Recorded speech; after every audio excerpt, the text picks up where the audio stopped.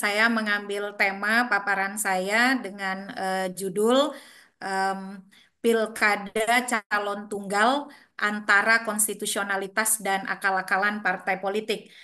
Tentu saya akan jelaskan mengapa saya memilih tema ini ya di dalam pembahasan siang ini. Nama saya Titi Anggraini, saya pengajar hukum pemilu di Fakultas Hukum Universitas Indonesia dan juga saat ini masih diamanahi sebagai anggota Dewan Pembina Perludem. Semoga Konsid nanti bisa makin menyemarakan advokasi pemilu dan demokrasi di Indonesia. Em, ya, saya ingin mengawali dulu kawan-kawan ini jadi pengingat ya untuk kita tentang perjalanan lahirnya calon tunggal di pilkada. Jadi calon tunggal itu bukan hanya di pilkada, di pilpres pun sudah dimungkinkan calon tunggal. Kalau kawan-kawan ibu bapak baca Undang-Undang Nomor 7 Tahun 2017, memang kalau yang mendaftar hanya satu pasangan calon dan akhirnya berujung ada satu pasangan calon saja, masa pendaftaran itu diperpanjang. Tetapi kalau setelah perpanjangan tetap hanya ada satu pasangan calon, maka pilkada akan, mohon maaf, pilpres akan tetap berjalan terus. Jadi ini yang tidak banyak diketahui para pihak, seolah-olah calon tunggal hanya ada di pilkada, tapi sebenarnya Undang-Undang Nomor 7 Tahun 2017 juga mengakomodir fenomena calon tunggal di pilpres. Nah ini kita bisa diskusi seri berikutnya ya. Semoga pilpres kita tidak ada calon tunggal. Nah, calon tunggal di pilkada lahir dengan melalui adanya putusan MK nomor 100 garis miring PUU strip 13 Romawi garis miring 2015.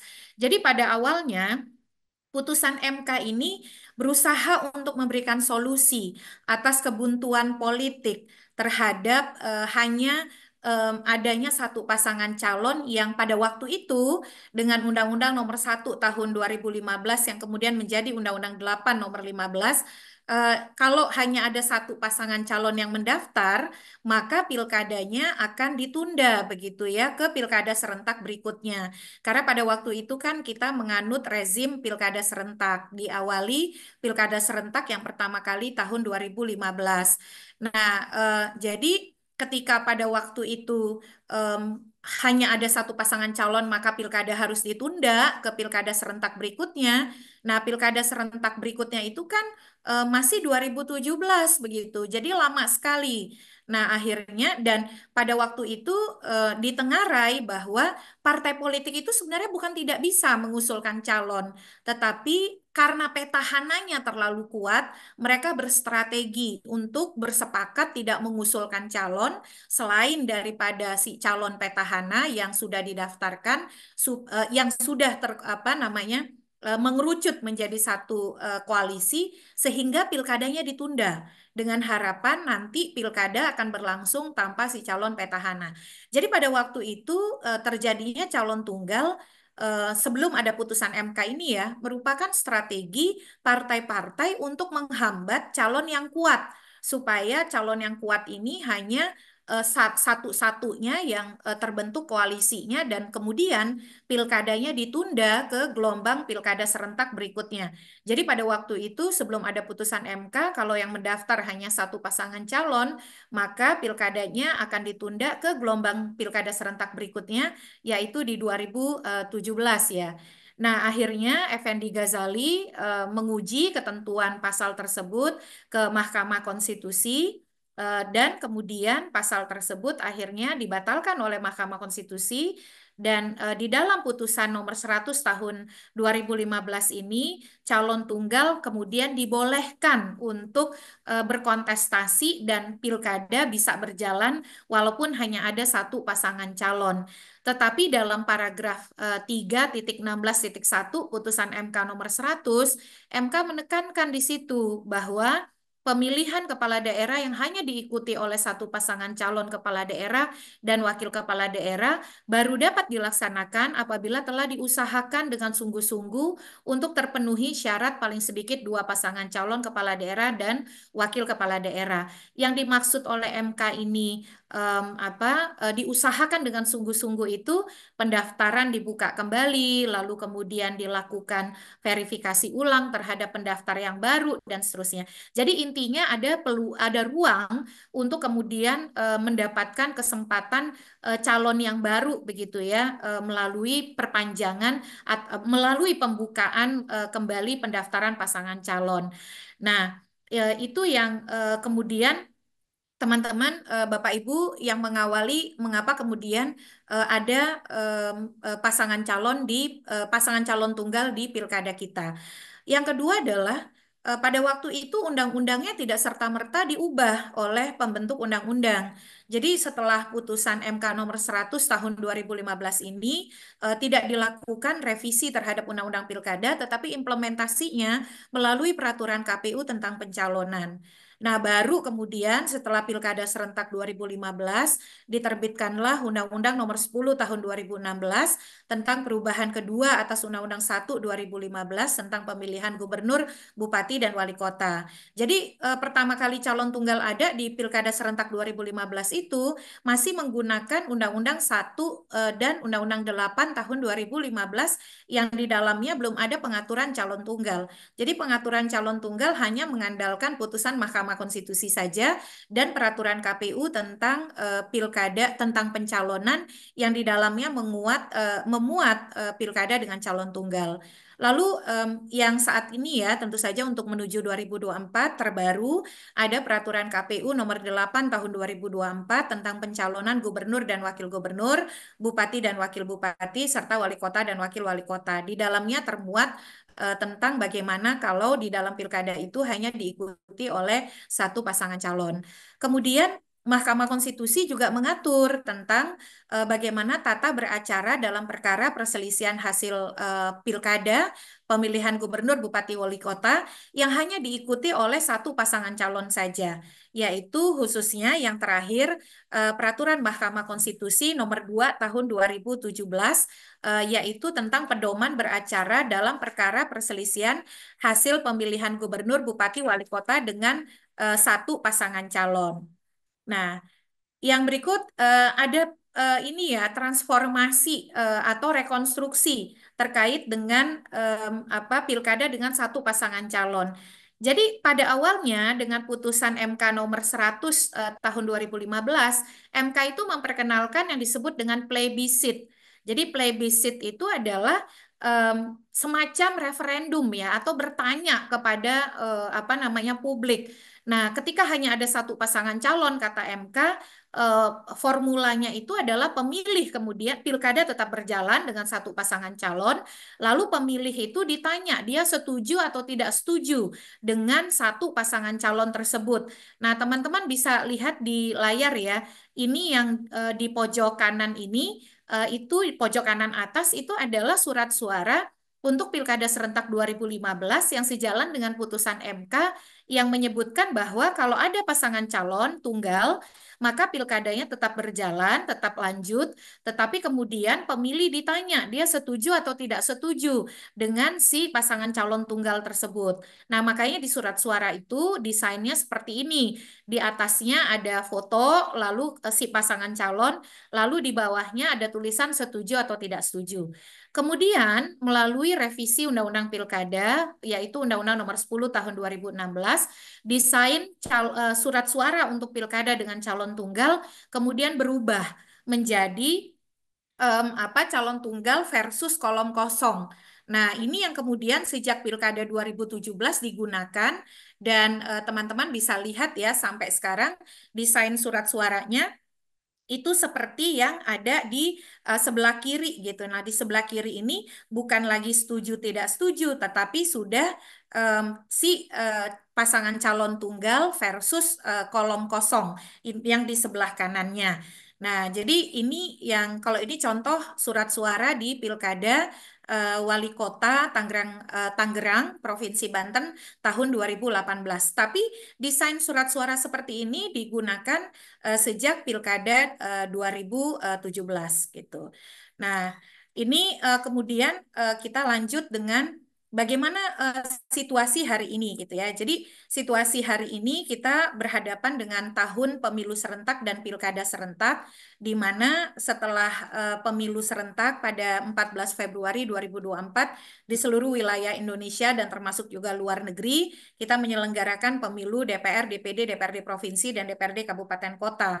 Nah, saat ini kita akan bergegas menyambut pemilihan gubernur, bupati, wali kota di seluruh wilayah Indonesia pada hari yang sama, yaitu Rabu 27 November 2024, dan sudah ada peraturan KPU nomor 2 tahun 2024 tentang tahapan dan jadwal pilkada 2024. Nah, pemilihan gubernur akan berlangsung di 37 provinsi kecuali daerah istimewa Yogyakarta, dan pemilihan bupati wakil bupati di 415 kabupaten kecuali Kabupaten Kepulauan Seribu, serta pemilihan wali kota dan wakil wali kota di 93 kota kecuali di 5 kota di DKI Jakarta. Jadi dengan potensi pemilih yang sangat besar ya, ada 207 juta perkiraan sementara.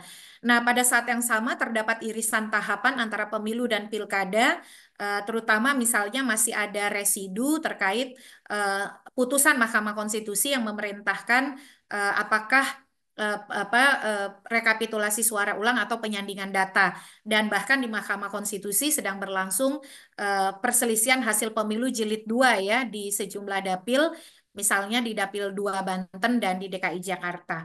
Yang berikut juga ada irisan penyelenggaraan tahapan Pilkada serentak 2024 dengan proses seleksi penyelenggara pemilu. Misalnya di Provinsi Lampung ya, akhir masa jabatan KPU Kabupaten Kota dan KPU provinsinya itu pada bulan Oktober dan November 2024. Jadi ini luar biasa nih Pilkada serentak 2024. Nah, bagaimana dengan calon tunggal sebelum kita beralih ke aspek HAM dan teknisnya nanti bersama Pak Amir dan Ibu Evi. Jadi ini trajektori calon tunggal antara 2015 sampai 2020. Di Pilkada 2015 itu ada tiga daerah dengan calon tunggal itu 100% menang. Di mana saja mereka itu di Kabupaten Tasikmalaya, lalu kemudian Blitar, dan Timur Tengah Utara. Jadi ada tiga tuh. Dan ini pada masanya, pada saat itu, mereka memang bisa berkontestasi karena putusan MK nomor 100 tahun 2015 tadi ya. Dan karena kenapa MK membolehkan? Karena pada waktu itu ya untuk menjawab kebuntuan politik. Karena partai ramai-ramai tidak mau mengusung calon selain si tiga calon petahana ini. Jadi calon tunggal di tiga kabupaten di 2015, Blitar, Tasikmalaya, dan Timur Tengah Utara, semuanya adalah petahana. Kemudian di 2017 meningkat nih. Di 2015 dari 269 daerah, 3 daerah calon tunggal. Di 2017 dari 101 daerah, 9 daerah calon tunggal. Jadi meningkatnya luar biasa. Dan semuanya menang, 100% menang. Kemudian di 2018 ada 16 daerah bercalon tunggal, ternyata satu kalah, 15 menang. Yang kalah ini adalah di Kota Makassar. Yang menang adalah kolom kosong. Walaupun konteks politiknya kolom kosongnya rasa petahana ya. Karena pada waktu itu petahananya maju kembali tapi terjegal oleh beberapa putusan pengadilan. 15-nya menang atau 93,75%. Ini dari 170 daerah, ada 16 calon tunggal. Kemudian pada 2020, pilkada di masa pandemi, 270 daerah yang berpilkada, ternyata 25 daerah itu juga calon tunggal. Jadi teman-teman bisa lihat ini Bapak Ibu, trajektori meningkatnya calon tunggal di pilkada kita. Dan dari 25 daerah itu 100% menang. Jadi kalau kita total-total antara 2015 sampai 2020, dari total 53 pilkada bercalon tunggal, hanya satu yang kalah, 52-nya menang atau setara dengan 98,11%. Jadi luar biasa ya kemenangan calon tunggal di Pilkada serentak sejak 2015 sampai 2020. Nah, yang berikut adalah faktor penyebab calon tunggal. Ini beberapa saya coba elaborasi ya. Calon tunggal yang pada awalnya merupakan upaya kita untuk upaya dari Mahkamah Konstitusi memberikan konstitusionalitas demi mencegah kebuntuan politik dalam desain pilkada serentak. Jadi bayangkan tuh kalau ikut ketentuan undang-undang lama, kalau hanya ada satu calon maka pilkadanya ditunda ke pilkada serentak gelombang berikutnya, itu bisa lama sekali mengalami kekosongan begitu ya kepemimpinan definitif di suatu daerah. Nah, jadi kita bisa lihat sekarang ini apa yang kemudian membuat calon tunggal itu menguat begitu. Yang pertama, em, mengamankan kemenangan sejak awal. Jadi memang si calon dan partai ingin mengamankan kemenangan sejak awal. Orientasinya menang dan lebih mudah bertaruh apa bertaruh dengan parpol daripada bertaruh dengan suara rakyat. Kalau misalnya ikut pilkada dan kemudian bertaruh untuk merebut suara rakyat, probabilitas menangnya itu masih kecil. Masih kemudian belum sepenuhnya meyakinkan. Tapi dengan merebut suara parpol, apalagi kemudian tipologi pencalonan pilkada kita mayoritas berasal dari parpol, maka sejak awal kemenangan itu sudah bisa dipastikan. Kira-kira begitu. Yang kedua, makin ke sini, makin banyak hambatan untuk ikut kontestasi, mendapatkan tiket pencalonan, atau disebut juga dengan barrier to entry, berupa makin beratnya syarat pencalonan, baik jalur perseorangan ataupun partai politik. Dulu syarat untuk menjadi calon perseorangan itu antara rentang 3 sampai 6,5%. Sekarang calon perseorangan syaratnya itu 6,5 sampai 10% rentangnya. Sudah begitu di verifikasi faktualnya berbasis sensus. Setiap kepala diverifikasi. Jadi berat sekali begitu. Lalu berikut juga untuk calon dari partai politik makin berat persyaratan koalisi pencalonannya. Harus punya 20% kursi atau 25% suara sah hasil pemilu DPRD terakhir. Sebelumnya, sebelum Undang-Undang Pilkada Serentak, syarat pencalonan itu hanya 15% kursi atau 15% suara sah pemilu DPRD. Jadi ada peningkatan 5% untuk kursi dan 10% untuk suara. Jadi memang barrier to entry-nya makin besar di pilkada serentak kita. Yang ketiga adalah hegemoni kekuatan petahana. Jadi petahana yang sangat kuat, lalu juga didorong oleh mesin politik yang dimiliki, membuat kemudian kecenderungan calon tunggal meningkat karena 80% lebih dari calon tunggal dari 53 calon tunggal sejak 2015 sampai 2020 itu adalah petahana. Nah, yang berikut adalah sentralisasi pencalonan pilkada. Mekanisme 3 pintu yang menyaratkan pencalonan dengan rekomendasi dari pengurus parpol di tingkat kabupaten kota, provinsi, dan wajib dari Dewan Pimpinan Pusat itu memberatkan. Jadi sangat memberatkan paslon untuk mendapatkan rekomendasi pencalonan. Kalau dia maju di kabupaten kota, 3 syarat ini harus dia penuhi. Dia maju di provinsi, dia harus memenuhi 2 rekomendasi pencalonan dari provinsi dan DPP. Bahkan DPP itu bisa mengambil alih pencalonan kalau pengurus di daerah tidak mau mengusulkan calon yang didukung oleh DPP. Jadi kadang-kala dan kerap kali DPP itu membajak atau memotong ruang akses pencalonan di dalam rekomendasi pengusulan calon di pilkada di kabupaten kota ataupun provinsi. Nah, kawan-kawan kan juga Bapak Ibu pasti mengetahui saat ini bahkan untuk mendapatkan tiket yang menentukan itu ketua umum begitu ya. Lalu yang berikut juga fenomena mahar politik dalam pencalonan. Ini walaupun tidak ada satupun perkara yang mampu diungkap, tapi salah satu kontributor pada sulitnya pencalonan adalah praktik mahar di dalam pencalonan atau jual beli perahu atau jual beli tiket pencalonan atau candidacy buying. Lalu yang berikut adalah problem kaderisasi di kelembagaan partai. Tidak ada calon potensial untuk diusung akibat kaderisasi berorientasi pada figur dan segelintir elit. Dan ini diperburuk oleh politik dinasti, politik kekerabatan, di mana pengelolaan partai tersentralisasi pada kerabat atau keluarga tertentu. Figur potensial terpilih di pemilu, jadi figur potensial itu ada, tapi kemudian dia menang pemilu DPR dan DPRD.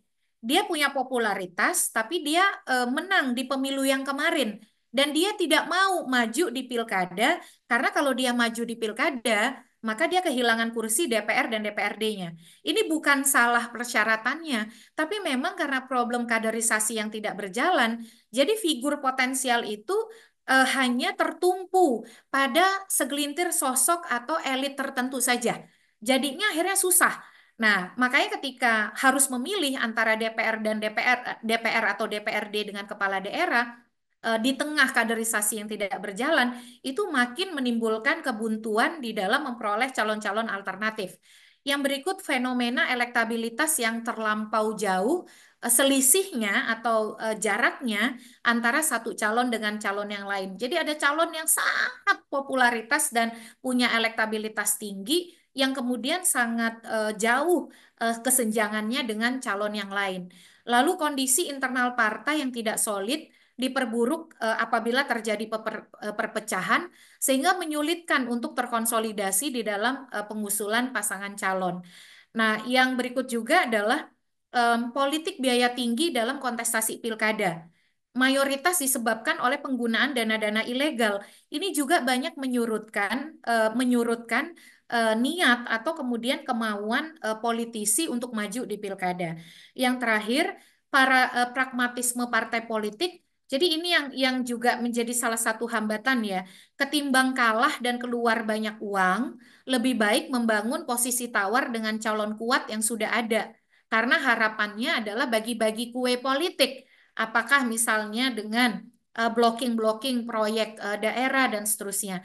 Dan ini dikonfirmasi misalnya oleh korupsi politik yang merupakan angka korupsi paling tinggi yang ditangani oleh KPK. Jadi ini beberapa penyebab dari calon tunggal begitu. Nah, bagaimana kemudian dengan Pilkada 2024? Di Pilkada 2024 akan menguatkan hegemoni calon tunggal. Bahkan calon tunggal diyakini bertambah. Karena kenapa? Yang pertama, calon tunggal menjanjikan kemenangan. Faktanya 98% dari calon tunggal menang. Ini yang kemudian tadi lagi-lagi ya membuat lebih baik bertarung dengan partai daripada bertarung dengan rakyat. Jadi pragmatisme ini akhirnya membuat partai ya tidak mau kemudian bertaruh dengan suara rakyat begitu. Yang kedua, dominasi sentralisasi pencalonan dan otoritas penuh pada ketua umum partai untuk membuat keputusan. Jadi kalau Bapak Ibu lihat dialektika dan diskursus di media kita, itu terlihat sekali bagaimana kontrol dan kendali ketua umum partai di dalam proses pencalonan. Apa-apa ditentukan oleh DPP begitu ya untuk akses ke pencalonan pilkada di daerah. Lalu yang berikut juga adalah upaya mengonsolidasikan koalisi pencalonan pilpres di pilkada, misalnya koalisi Indonesia Maju untuk pilkada, itu juga akan dianggap berpotensi untuk memungkinkan terjadinya calon tunggal di pilkada kita. Sebut saja misalnya di Banten begitu ya, lalu di Kalimantan Timur, di Jambi untuk tingkat provinsi. Nah, yang berikut juga kalau di daerah misalnya potensi di Labuhan Batu Utara, di Lingga, di Maros, di Pasir, di Sumeneb. Kalau di tingkat kota ada di Batam. Nah, ini beberapa data yang muncul begitu. Bisa jadi deadlock pencalonan menjelang pendaftaran calon juga nanti akan menambah daftar dari daerah-daerah yang calon tunggal. Kemudian kondisi partai politik yang belum sepenuhnya pulih dari sisi soliditas internal, keuangan, dan pemenangan pasca pemilu serentak 2024 itu membuat kemudian partai lebih terdorong untuk pragmatis dan lebih berorientasi ya sudahlah kita bagi-bagi lapak saja gitu ya daripada kemudian dia tambah berdarah-darah keluar uang dan dari sisi kerja kelembagaan, tetapi juga dari sisi analisis survei misalnya ya.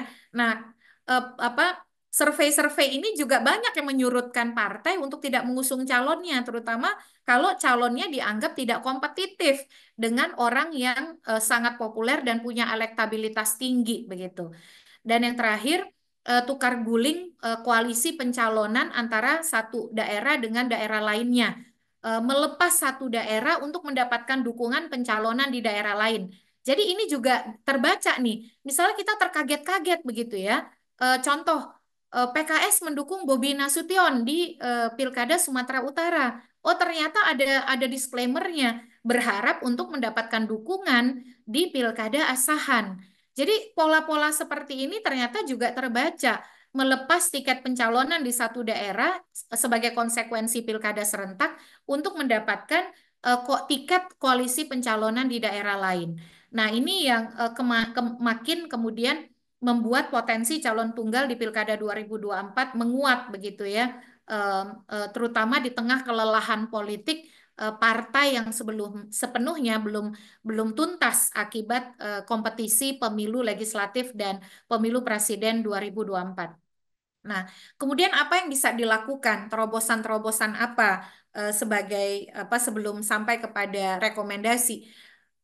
Terobosan itu pernah dilakukan, bahkan sebagai ilustrasi Mahkamah Konstitusi setelah memutus perkara nomor 100 tahun 2015 yang membolehkan calon tunggal berkontestasi di pilkada, pada waktu itu kan undang-undang pilkadanya tidak direvisi. Tetapi Mahkamah Konstitusi lalu menerbitkan peraturan Mahkamah Konstitusi nomor 4 tahun 2015 yang membolehkan pemantau pilkada terakreditasi untuk menjadi pemohon di perselisihan hasil pilkada calon tunggal. Padahal di undang-undang itu hanya disebutkan para pihak itu ya pasangan calon. Pasangan calon itu siapa? Pasangan calon itu yang diusung oleh partai politik atau pasangan calon perseorangan. Tapi Mahkamah Konstitusi berani membuat terobosan melalui peraturan MK nomor 4 tahun 2015 memberikan legal standing kepada pemantau terakreditasi untuk menjadi pemohon dalam proses perselisihan hasil pilkada calon tunggal apabila si calon tunggalnya menang. Kalau calon tunggalnya kalah, dia boleh menjadi pihak terkait.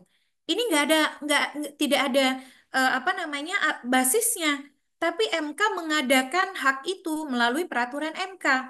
Nah, ini kan luar biasa ya. Jadi judicial review-nya bukan melalui pengujian di MK atas undang-undang, tapi MK langsung membentuk hukum melalui peraturan MK nomor 4 tahun 2015. Di tengah misalnya realitas hukum bahwa pasangan calon itu yaitu pasangan calon yang diusulkan partai politik atau perseorangan begitu.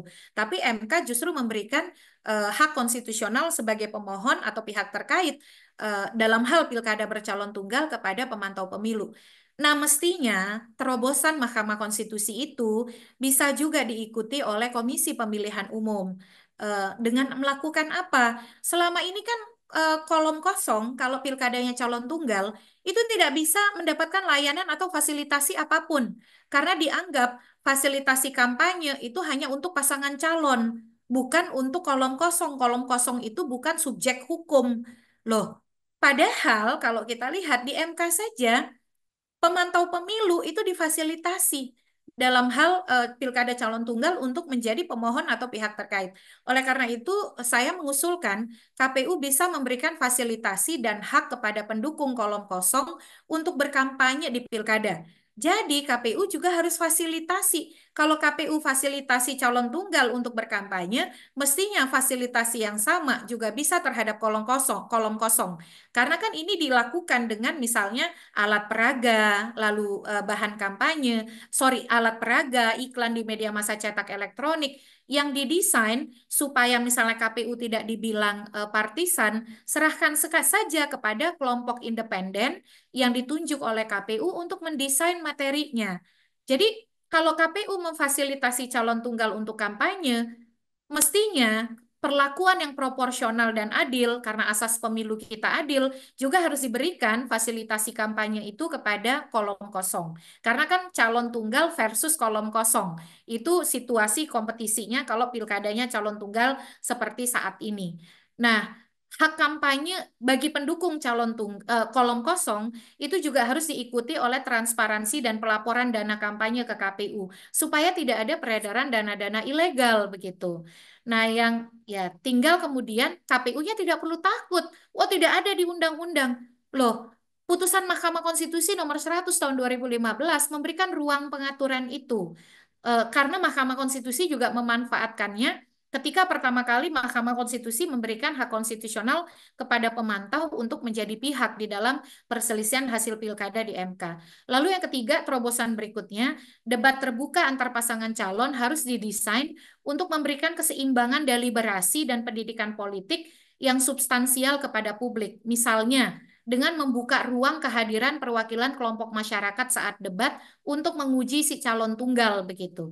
Lalu yang keempat, pengawasan ketat Bawaslu atas dugaan praktik mahar melalui kerjasama dengan PPATK dan KPK serta institusi berwenang lainnya. Karena patut diduga pasangan calon tunggal ini tidak lepas dari praktik mahar politik yang melibatkan partai-partai.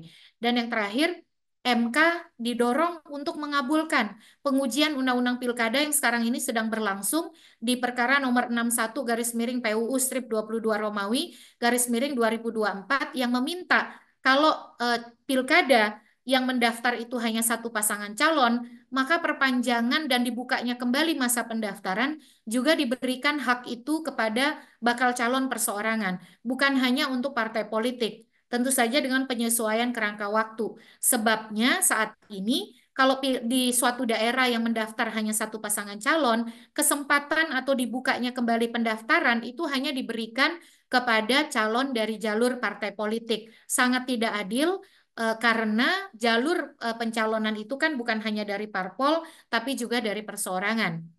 Dan yang terakhir, pilkada dan pengawalan publik. Yang pertama, masyarakat dan media mutlak ambil peran sebagai pemantau dalam proses pencalonan. Ingat, di partai, kedaulatan itu ada di tangan anggota, bukan di tangan elit, bukan di tangan ketua umum. Nah, publik itu bisa terlibat berpartisipasi dalam proses pilkada, bukan hanya di bilik suara atau di hari pemungutan suara. Kita juga harus bersuara merespon pencalonan yang saat ini sedang berlangsung di antara para elit kita. Jadi termasuk juga pengungkapan berbagai kasus atau dugaan pelanggaran yang terjadi di pilkada.